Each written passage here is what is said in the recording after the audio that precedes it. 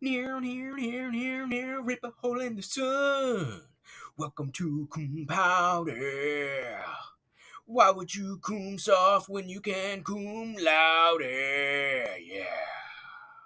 Welcome to Cum Laude, Cum Paude.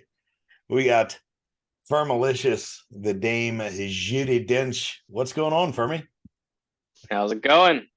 Happy Happy Thanksgiving. Thanksgiving week here, recording this on the 23rd, the Wednesday before. I see you're drinking a Faustus, which I'm told is Australian for beer. That's right. Big supporter of the Aussie soccer team, I believe. That's right. Absolutely. Going for Yeah, I gold. love it. Let's jump right into it here with what we're now calling with our new format the fastest 7 minutes. Going to be hosted by Fermalicious.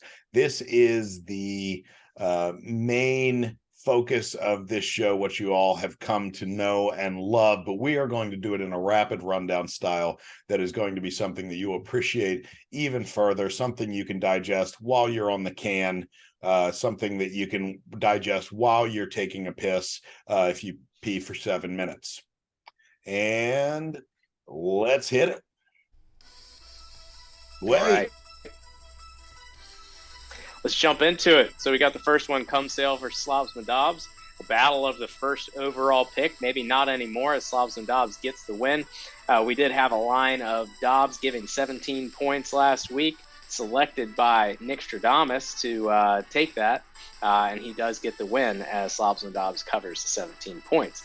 Cum Sale, 2 players with negative points. Have we seen that before? Maybe only on Cum Sale's team. If you look at the bench, couldn't have even beaten Slavs and Dobbs if you added in their starters and the bench this week.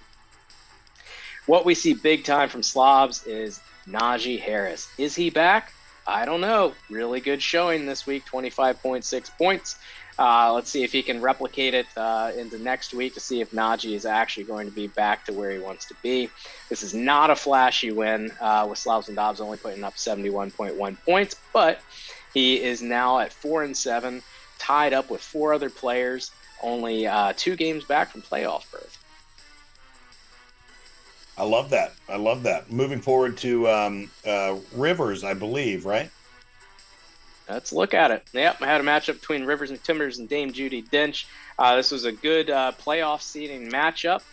Started off with Rivers giving 4 points to Dame Judi Dench. Nick Stradamus takes that, saying Rivers covers those 4 points, and he gets the win here, 122 to 105.4. Both teams had underwhelming performances out of some of the big names. Jonathan Taylor's getting it going again. 15 points is solid. Dame Judi Dench just couldn't pull it out of Aaron Jones and Nick Chubb.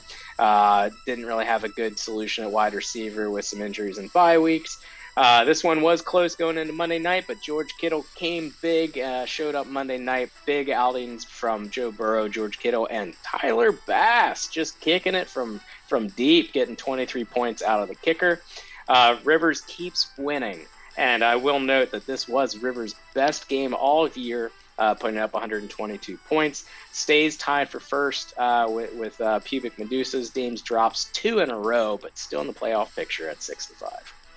Yeah, pretty impressive win here. The George Kittle train was the way to go. And also, of course, Tyler Bass proving that he is the second kicker that you can rely on in that particular division. Obviously, whoever's kicking for the Patriots being pretty much their only offense at this point. Let's take it to St. Brown and Hutch, if I can get to it quickly and see what we've got going on.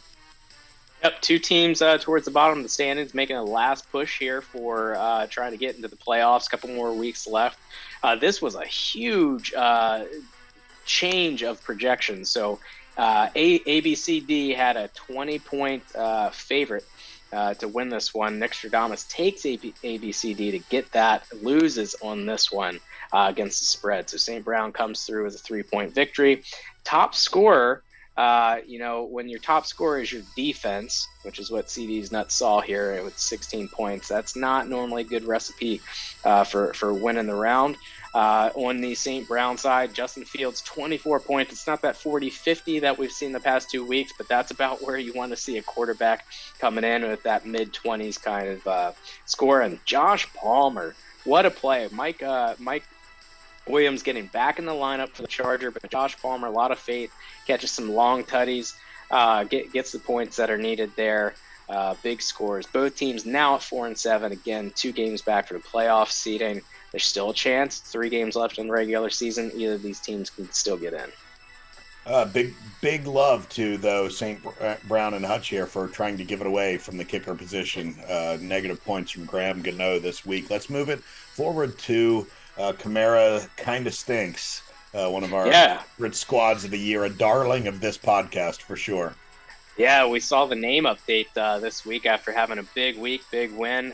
This one, another huge 31-point line for Alvin Kamara being the favorite. Nick Stradamus said, yeah, we can cover 31 points, gets the win.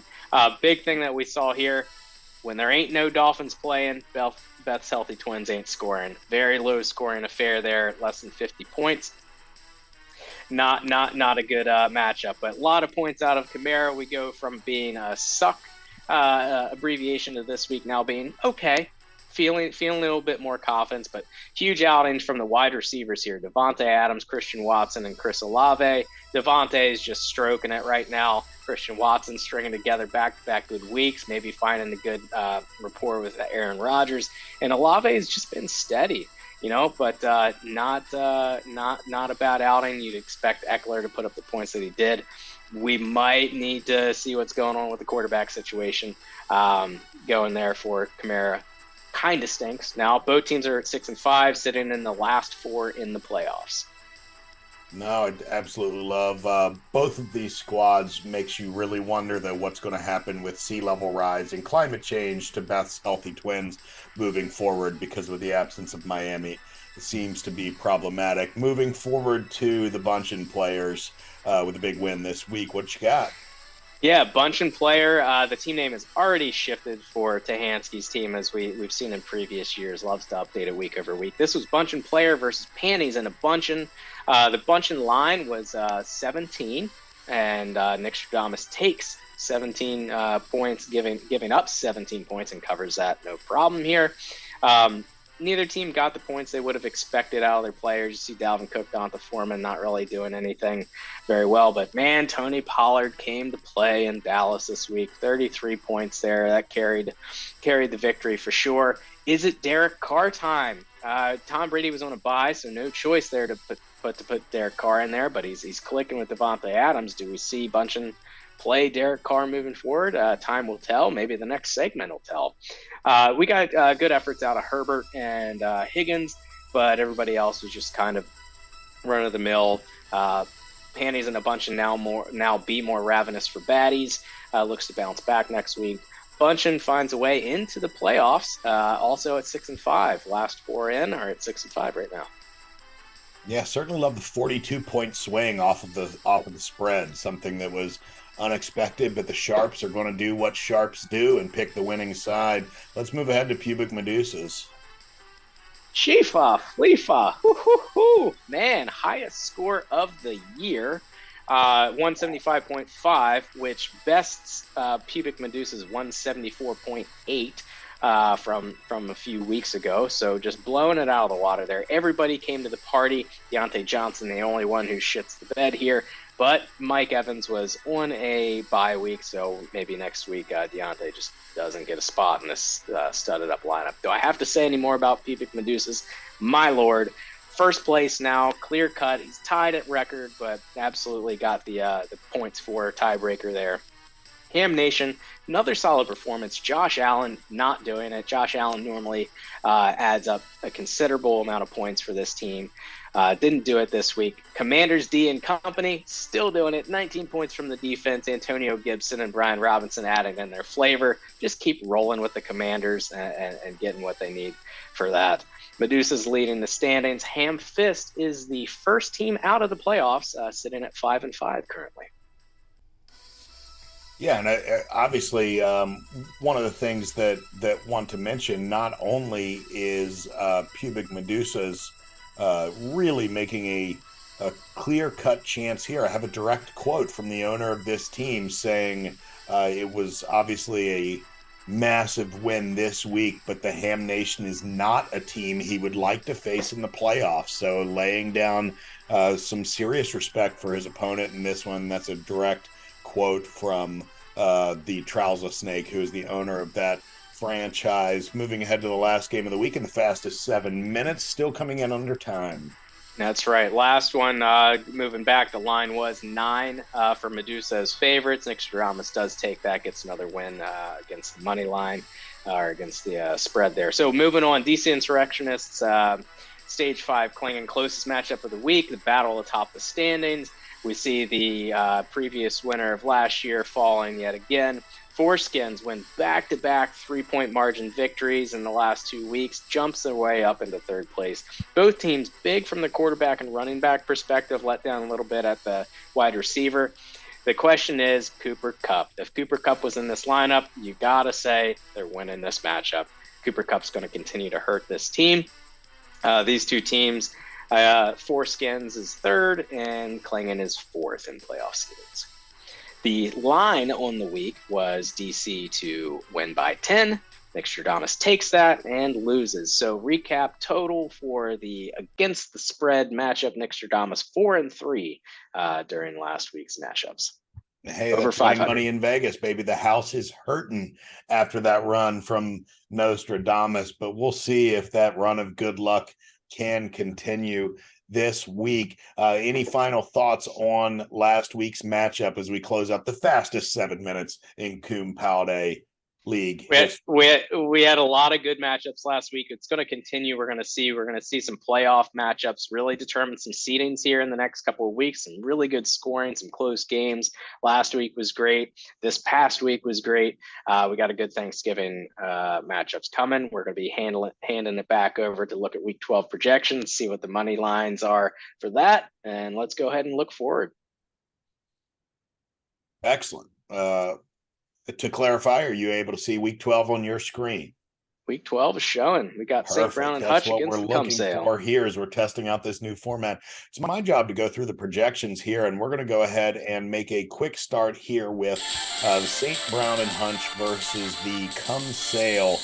We're showing right now an 8-point spread between these two squads, with literally only the advantage, according to ESPN, in favor of the Cum Sale for a team that may not actually even, or for a player rather, that may not actually even score points this week and may have a significant long-term injury, leaving some room for Greg Dortch in that offense. The spread being updated, though, to 15.4 in favor of St. Brown and Hutch. We do know the Cum Sale is a scrappy team. We do know the Cum Sale is going to put their best roster on the field every single week. We also know that the Cum Sale is really going to put probably the worst roster on the field every single week. And I do expect this team, Street Brown and Hutch, to cover that one pending the update on Justin Fields. Would certainly make an adjustment there, but I'm going to go ahead and plant my flag and say, even without Justin Fields, if we have to pivot to Matt Ryan here for this Thanksgiving football week, that Street Brown and Hutch could still cover this 15-point spread. Moving it forward to Beth's Healthy Twins here. Two squads that are kind of in the middle of the pack. Both have good teams, lack depth, but obviously a Beth's Healthy Twins team that is coming back from a week of rest. I mean, quite literally, half the squad was on bye last week, and we are in a great position here. Really only a 3-point spread and a tough, tight line.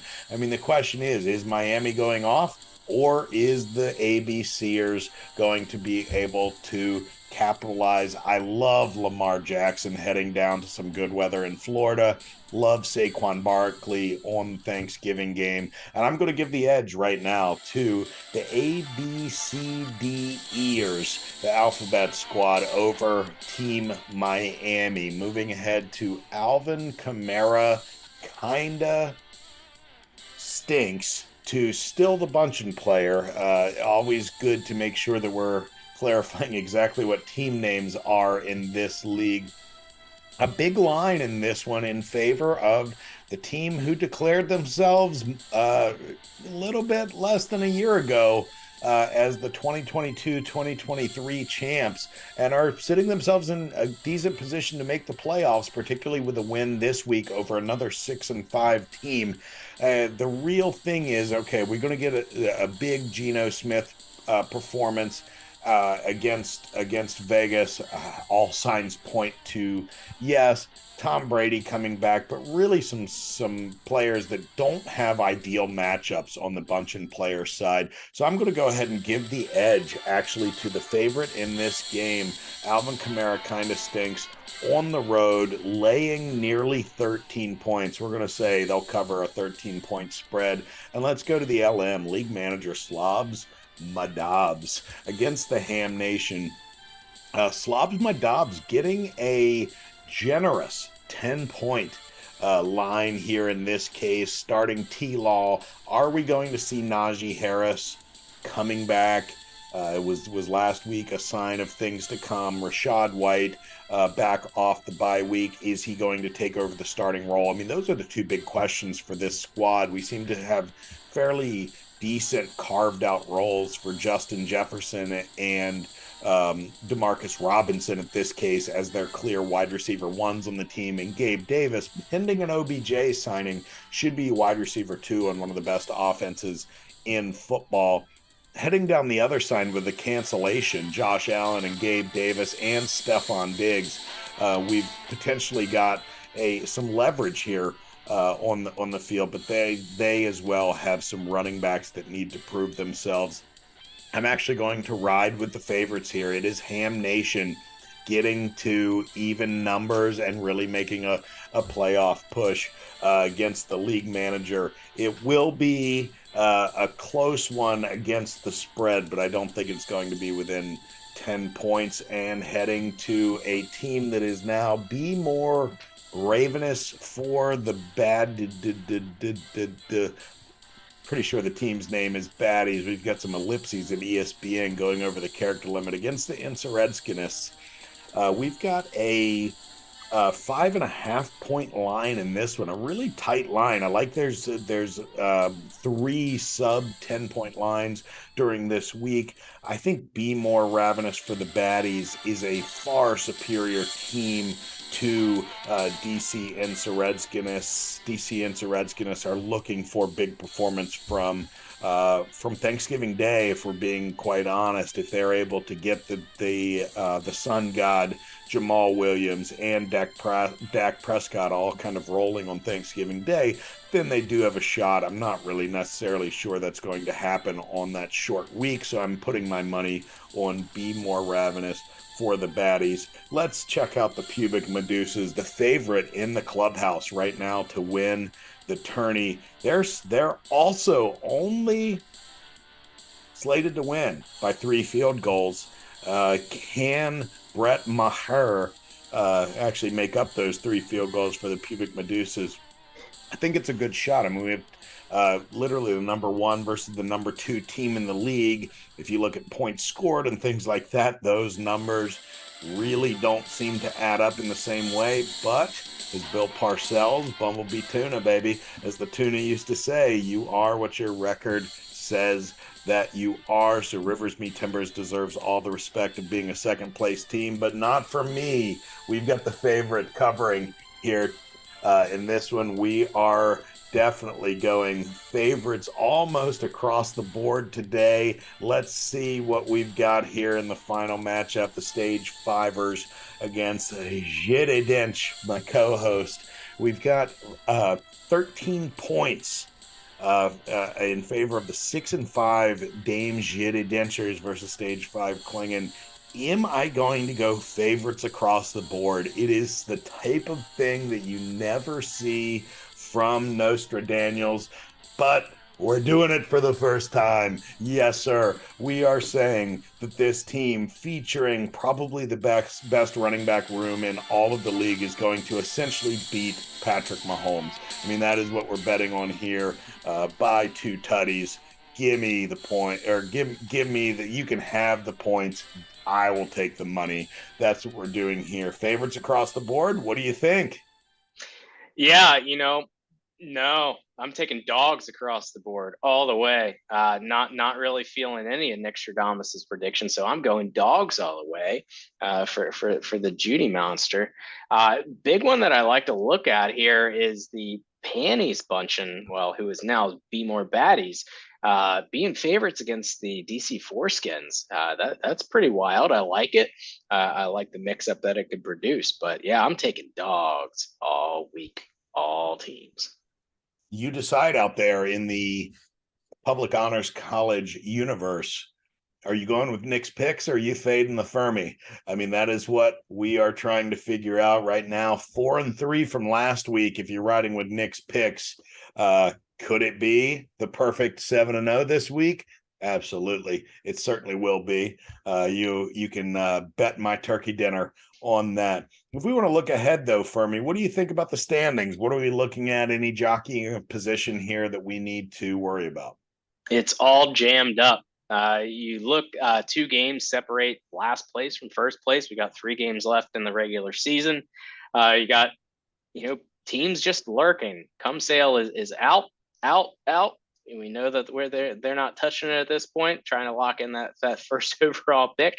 But Hey, can we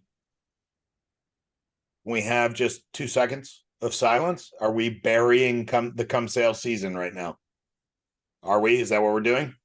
we're burying it. We think that 0% playoff chance is 100% true. I don't think they're going to win another game this year. I think they have earned that first round I mean, overall pick. while we've got the backhoe on rental here from Ben's Rental in Westminster, make sure to thank our sponsors here. Are we going to need to bury anybody else? I don't think anybody else is buried just yet. Everybody else, I think, has a chance to get in there while the percentages are low. They're only 2 games back. There's lots of good matchups between some of these teams to knock each other off. And each team's got some potential. I think Be More Baddies shows that they can be favorited against a top tier team. Slobs and Dobbs just keeps on winning, low point production. AJ Barkley CD's nuts in the end zone, and St. Brown and Hutch just faced off with 90 plus points to each team. They can win. So I'm not counting anybody out just yet except for Come Sale. And if we are looking for those, obviously we'll hopefully not have to, but it's just the nature of our jobs. Maybe have to do a funeral every week moving forward. And there's a stark possibility amongst the 4-7 teams we could have a mass grave next week needing to be dug. I'll see if I can extend the rental from Ben's Rental in Westminster. Thank you to our sponsors. We are looking here, though, and sort for points for the points chase. We've got a full 100-point lead, really pushing it out here with the Pubic Medusas. Talked to the manager this week and is certainly not willing to let the foot off the gas, has tremendous respect for the scoring potential of the teams immediately below him, and is planning to just try to obliterate the league points record. Do you see any shakeups going on there, or is it pretty much Pubic Medusas to lose? Yeah, Pubic Medusas to lose, but this is a very important stat. This is going to determine the seeding for teams that end up having ties in their overall record at the end of the regular season.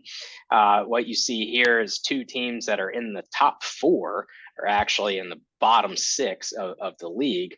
So while their records are showing that they are making the playoffs, they are going to lose that tiebreaker. And then just a really good jumble there between 3rd and 8th, really, of teams that can shake up among their records. So points for is going to be a huge deciding factor. Just a reminder to everybody, it is your regular season record that determines your draft order for the following year's rookie draft. It is not your finish after playoffs. It is your regular season record. Excellent. If we just take one final look ahead. This is what ESPN is projecting right now for our projected playoff matchups. You see the field goal advantage for the favorite teams, a hotly contested staple of this league, and one that through honestly much chagrin, I've actually come to really, really enjoy every single year because it creates the bitch points that we all really love. We've got the pubic medusas coming in just ahead of Rivers Meet Timbers. And then down the list, DC Insurrectionists, Stage 5, Beth's Healthy Twins, Alvin Kamara Stinks, Dame Judi Dench, and Bunch and Player. Major shakeups you see here before the end of the year, because I certainly see a few if you don't. I think the order is going to shake up tremendously. I think stage 5 is going to drop down. I think the biggest kicker here is going to be that points for statistical line to see who is in what spot, who they're playing in the first round. There's a lot of potential. Ham Nation is sitting at 5-6 right now. They can easily get up there. They can tie and jump in with points for. So I definitely see stage 5 dropping down in this list, and then it's really just going to be sorted out by points for. I will double down on that same sentiment, but issue that towards Rivers Meet Timbers. I think it's heading in the same direction there. But I've also said the exact same thing about both squads all year, and all they do is win, baby. Like we said, you are what your record says you are, and hats off to those two managers for just finding a way to win every week. Any parting words from Dame Judi Dench for Malicious? Hope everybody likes the new format, trying to keep it right, keep it tight for everybody, so you don't have to take a 41-minute dump. Keep it real nice and short for everybody. I think that's what we've got to do. Keeping it right, keeping it tight, and giving you something to watch while you're on the commode. Say goodnight, Firm. Good night, Firm. Thank you for listening to the official podcast of the Public Honors College Fantasy Football League.